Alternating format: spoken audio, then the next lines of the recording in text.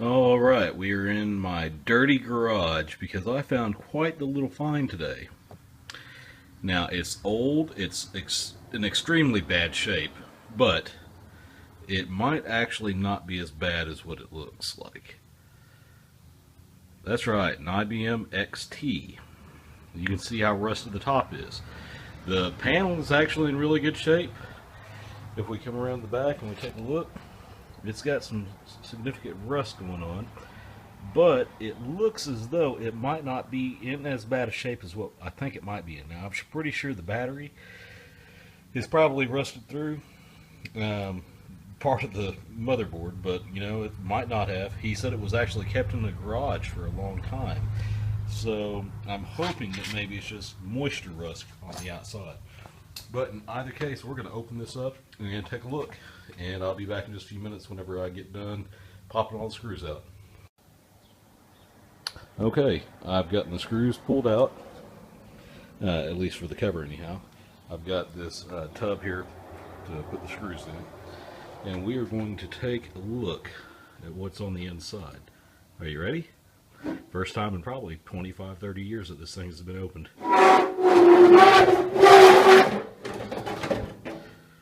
Wow, it actually does not look too bad. I mean, it's dirty.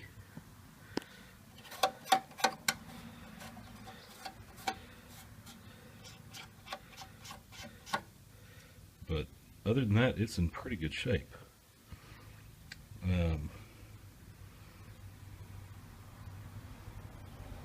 Couple little bodges back here.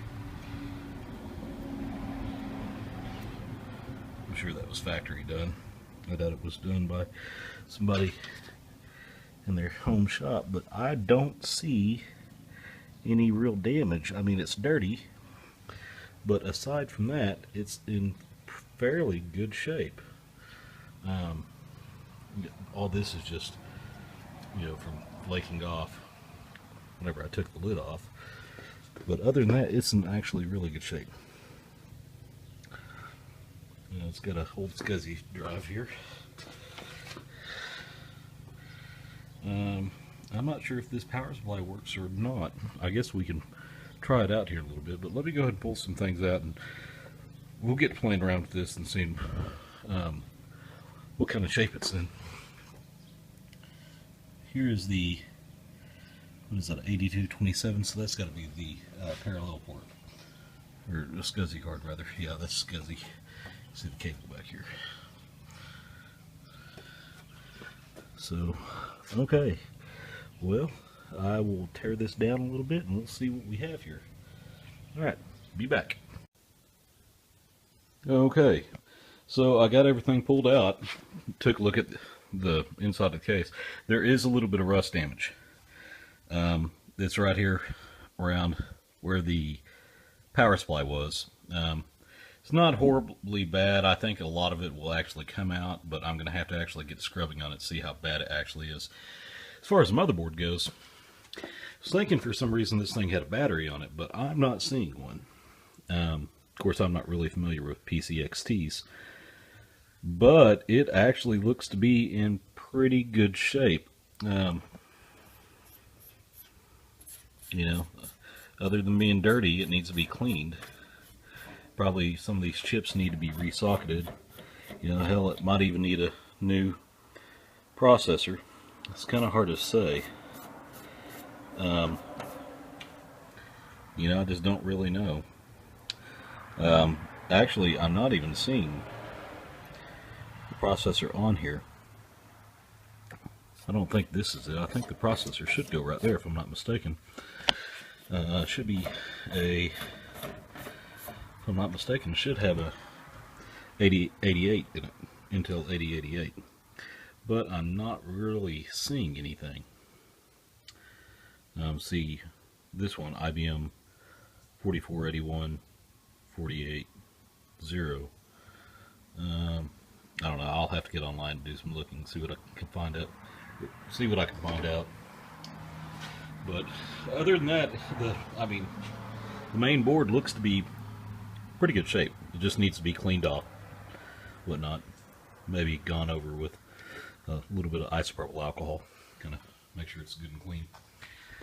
Of course, the boards I pulled out, man, these things are in great condition. I mean, some of the connectors, you can see, have a little bit of rust, but the boards themselves are in great shape. They really are. You know, this one here is actually a Samsung, I think. I saw I'm sorry, Hewlett Packard. I'm not sure if you can see that or not. Yeah, there you go. So it's probably a newer card. It's a serial I/O with a parallel port. We've got a SCSI card here, right here. Of course, it's got the floppy. It's got SCSI hard drive, and then this right here is actually the board for the floppy drive. I think I mentioned earlier that I thought this was SCSI drive, or SCSI card, but it's not. It's actually the card for the floppy drive. As far as this one here, this one is another serial port, I believe, if I'm not mistaken. Yeah, it's an ASIC card. This down here, this is another serial card, I believe. Or no, I guess that's probably the I guess that's probably the video card, because it says color right here towards the top, color mono. So that's probably what that is. I know they used a different connector. It wasn't VGA, so I'll have to try to come up with something. But most boards look in pretty good shape. The case, you know, the chassis, it looks horribly bad, but it may clean up. It's kind of hard to say, but we'll fill you in with the progress that we make. Okay, guys, this is the finished result from me basically cleaning up this old IBM XT. If you remember that last little shot that I did, the case was almost completely rusted. I had to sand that down, basically down to the bare metal. I had to get out a power drill and a wire brush and really go to town on it. There was still a couple spots that were badly pitted, and there's really not a lot I can do for that. I wasn't going to put Bondo on this or anything like that, but I did my best to try to get it down to the bare metal. And I'm not sure if you can actually see this or not, but it does have some spots on here that are still fairly rough. I think that you can probably see it right there. I mean, it was in bad shape. And if we look back here, you know, it still has some rust on the connectors and whatnot. But the good news is that for the most part, I've gotten it cleaned up to the point to where it's actually at least somewhat presentable. It's not the correct color, I'm aware, and it should be a lighter gray. What are you going to do, man? It's the only thing I can get as far as enamel went that was even remotely close. So, but it fires up. I blew a couple capacitors, and they're the, you know, the three-legged ones. So I had to turn around and basically cut several of those out just to where the board would stop shorting out. But once I did that, it actually fired up. It's still a little bit flaky. I probably need to go back and replace those tantalum with some electrolytics. But you know, it's a project. I don't have a CGA monitor. I don't know if these things boot and actually display anything over serial or not. The hard drive and the floppy drive are not connected. The hard drive actually spins up and it sounds like it's doing its thing, but it's impossible to tell whether or not it's any good or not without hooking it up to the SCSI card. The floppy drive, I tried to hook it up, it didn't do anything. The funny thing is, though, is that it actually had a disc in it. I don't know what's on it, but yeah, you know, if nothing else, this is something that'll just be for display purposes. You know, even if it didn't work, I can stick it up on a shelf and just call it good. So, you know, I mean, besides, I don't even have a CGA monitor or even a monochrome, so I can't really boot it up and see anything. And I've got a couple AT keyboards that would work for it, but you know, there's really no way to use it unless it would actually display some type of prompt on the serial port. If that were the case, I could always hook it up to my terminal. I have a terminal, but at the end of the day, it's one of those things. If nothing else, I've got it. It boots up. I'll take good care of it, and it will just be a conversation piece. All right. Thanks, guys. Okay. I thought I might add a little bit of commentary to this video because it's one of those videos that, after having shot all the footage, it did not seem as though it really had a point, if that makes any sense. Essentially what happened is, I'm in the process of moving right now. I am looking at just relocating for employment purposes. You know, I'm looking at making a change. I, you know, don't feel that down where I live there is much opportunity. So I've decided that I'm actually going to make a move back to a city that I lived in for about 10 years. Kind of been touching base with people I know up there. Already got a couple leads on, you know, some employment opportunities, so that's all good.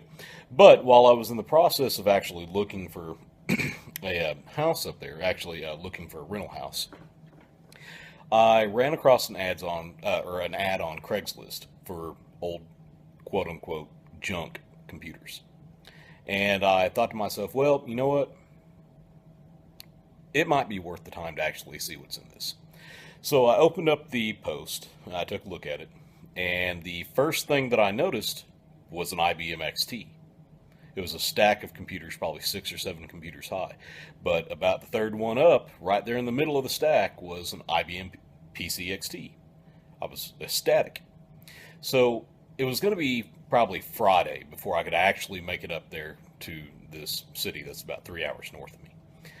And I decided, okay, well, let me see if I can call a couple buddies of mine, see if they might be willing to pick it up and just hold on to it for me, because the price was amazing. This guy wanted to get rid of all of these computers for $30.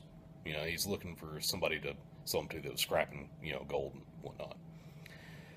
So, and he didn't even leave a phone number. I mean, it was one of those things you had to email or respond by email to the post and hope that the guy gives you a call or shoot you an email back. So I called a couple buddies of mine and I said, hey, look, here's the deal. There's this guy that's up there and he has a IBM 5160. I said, it's a PC XT. I'd been looking for one for a couple years. You know, they're just not that common in this part of the country, and even if they were, they're usually really expensive for one that's in good shape. And is there any way that you might be able to go and pick this up from this individual, pay him the money, and I'll be up there Friday. This was on a Monday. I'll be up there Friday. I'll pick this stuff up from you, and, you know, we'll call it good. I'll buy you a 6-pack of beer, whatever. You know, if you need money up front, I can PayPal it up to you, or if you don't, I can just bring it to you whenever I come up there on Friday. Well, all my friends are working. You know, I'm friends with a lot of guys that are in really technical fields. For example, one of the guys that I talked to, he's a engineer, electrical engineer. Another guy that I know, he's a software guru. He basically, you've probably used a lot of his code.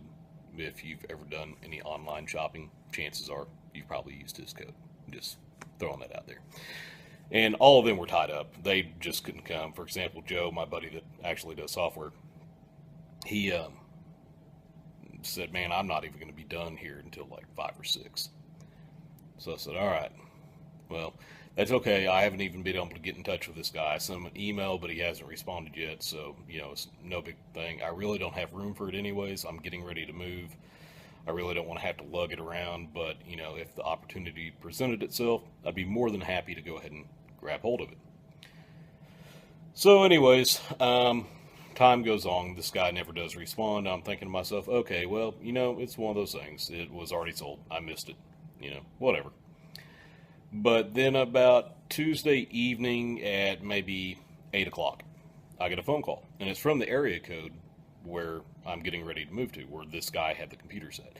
And I think to myself, okay, this guy may be calling me, or maybe it's one of my friends that heard I was moving back into town. Who knows? So I answer the phone call, and I don't recognize the voice. And I get talking with the guy for a second. I said, so who are you? And he says, oh, I'm the guy that had those computers. I said, oh, great. So I get there, talking to him for maybe 10, 15 minutes, and I explain to him, hey, look, I'm an enthusiast. I collect a lot of these older computers. I said, the particular computer that you have is pretty highly sought after. It looks as though it's in really rough condition. I said, honestly, value-wise, it's not really worth probably much, if anything. I mean, it probably has some parts that can be used on some other machines, but I'm interested in it for the historical value. I said, and I understand that you're only asking, $30 for all these computers, but realistically, you only have one or two that I'd even really be interested in.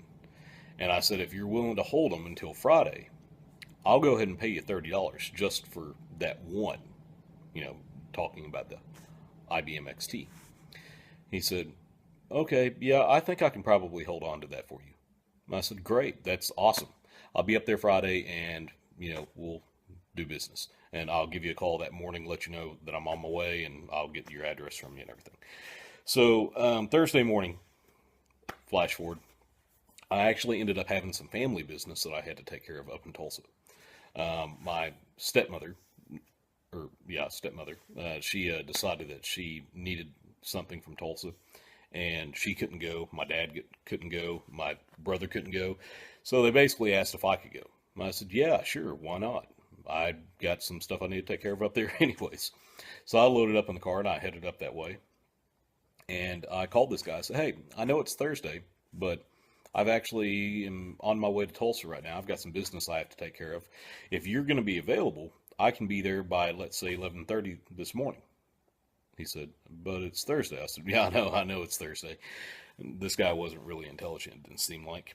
But he said, yeah, I can be available. Just give me a call whenever you get to town. I was, okay, awesome. So I go ahead and I drive on up that way. I get to town about 11. I get my errands done about 11:15 that I had to run from my stepmother. And then I give him a call. I said, okay, I'm to Tulsa. I'm, able to take down your address. Where am I going? I know the general area, where you live at. I know it pretty well, but I just need the address. So he gives me the address. I plug it in my phone, tell him it's going to be about 15 minutes, and I head that way. About 15 minutes later, I pull up in the guy's trailer park, and he's sitting out there in a car at this trailer waiting to meet me. So I get talking with him, and he takes me out back of this little parking lot area, and or not parking lot area, but like a little backyard of this little trailer park lot, whatever you want to call it. And he's just got piles of stuff. And the first thing I think of is, oh, this guy, he's a metal scrapper.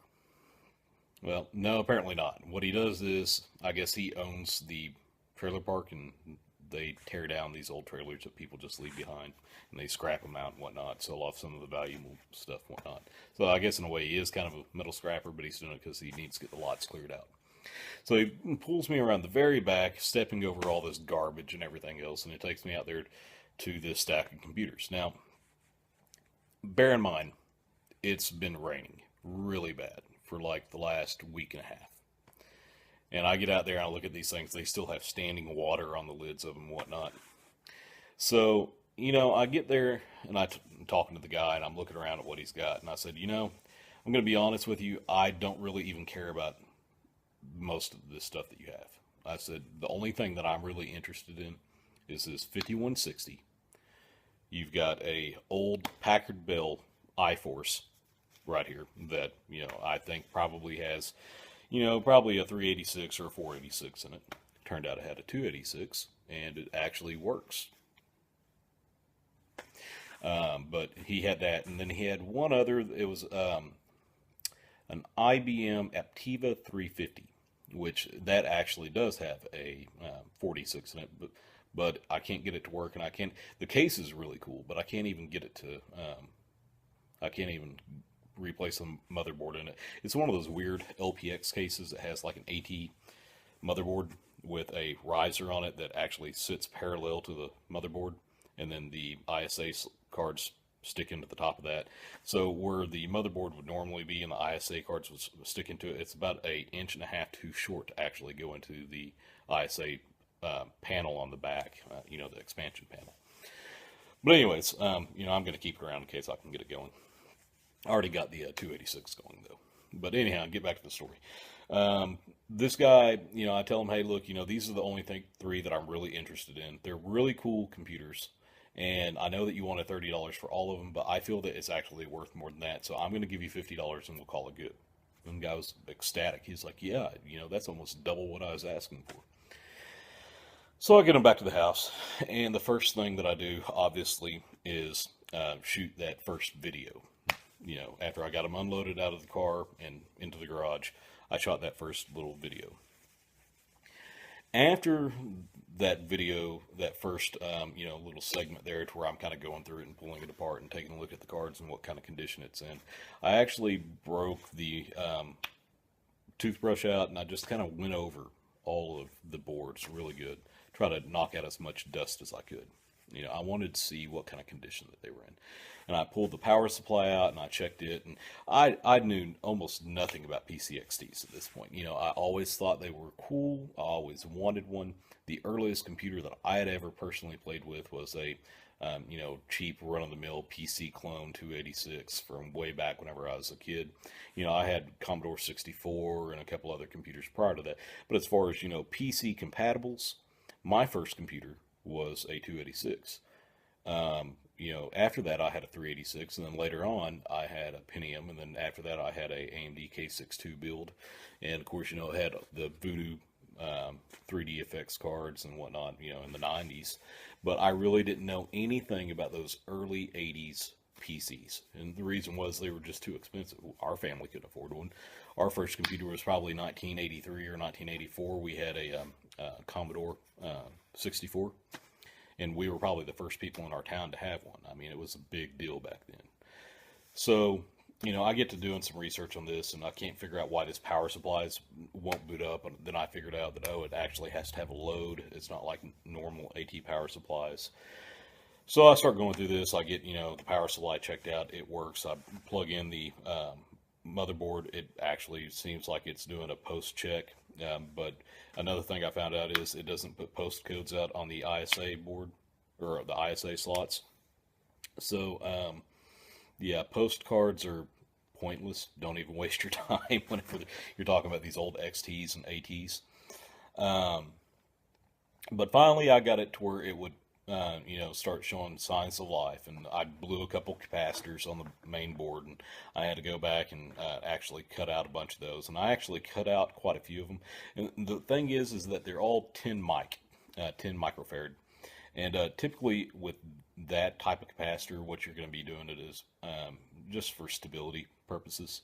For example, every 7 ICs on a board, you're supposed to put in one 4.7 to 10 microfarad capacitor, and I think that's actually what those were for. So I had to end up cutting out a couple of those because they were shorted out. But once I figured out which ones were shorted out internally and which ones were blown and whatnot, I could go ahead and cut those away, and I finally got the computer to run. Put it back together, and at that point I had to worry about the case. Well, the case was in horrible shape. Like I said in that earlier part, it was pitted horribly bad. And I started, trying to sand it down just a little bit at first, but that wasn't working. And I ended up actually having to go and put paint stripper, basically soak it in paint stripper, and just scrape it all off with a trowel. And once I got, or a spatula rather, once I got all the paint off, it was still horribly rusted and horribly pitted. And believe it or not, the only way that I could get most of the rust out was to go down to the hardware store and actually buy some muriatic acid, which For those of you that don't know, it's hydrochloric acid. I use it and peroxide to actually etch my own circuit boards for various different projects. But I had to go buy some muriatic acid and literally put it in a big plastic tub and soak it and just get all the little pieces of rust out there. Whenever I finally got done, it was, it was apparent that there was some decent pitting in it. So I had to sand it down real good, prep the metal, then turn around and prime it, paint it, let it, cure for 24 hours, go back, sand it down, repaint it, let it cure for 24 hours. Finally, after like 5 days, I got this thing to the point that it is now. It's still not in great shape. I didn't Bondo it or anything like that to fill in the, pitting. I probably should have, but, I didn't want to put that much time into it, especially considering I'm packing and getting ready to move. It's something that I can do at a later time if I need to. But it was a very fun project, and, it's one of those things, if you do the math on it, I got 3 PCs for, $50. And, I mean, that's $15 for an IBM XT, and it works. It's not in great shape, but it works. You go on eBay, you're going to, just the motherboard alone, in comparable condition, it's going to be $100. So, it was easily worth it. I could turn around and part it out. Probably some of those cards are worth 50 to 60 bucks a piece. It's worth it. But to me, it's more valuable than that. It's a piece of history that I've saved from just rusting away. It can sit on a shelf, and, I can talk about it. I don't have a monitor to actually do anything with it. I've got a keyboard. If it spits out anything over a terminal, then once I get up there to, wherever I end up moving and get a place, I can break out my terminal, try a hook and get up to see if I can get anything out of it on boot. But, it's a really sentimental machine. Not really sentimental, that's not the correct word, because I never owned one. But it has historical value that I can appreciate, if that makes any sense. But if you made it this far into the video, thanks for watching. It's been fun. If you ever find a PC like this, not necessarily an XT, but anything old and cool that was, of historical significance, pick it up. If it's rusting away, see if there's something that you can do with it. If it's so bad as far as the boards are concerned, toss the boards. Salvage what components you can out of it, toss the boards. You might find a new board that you want to stick in there, and then you might have some spare parts. If the case is horribly bad, maybe the parts are decent. You can, salvage those. If nothing else, maybe you can do like I did and actually breathe some new life into this machine and give it a, purpose. Right now it's a conversation piece. But, it's something that my nerd friends and I can, be sitting there drinking a beer on a Saturday night while watching the X-Files and look over at the IBM XT and say, hey, you know what? That's a cool machine. That is a really cool machine.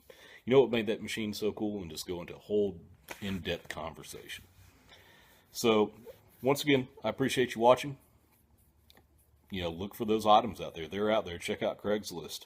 You're not going to find them cheap on eBay, but you never know. It's possible. I did it. I got a IBM XT for $15 and a little bit of spray paint. All right. Have a good one.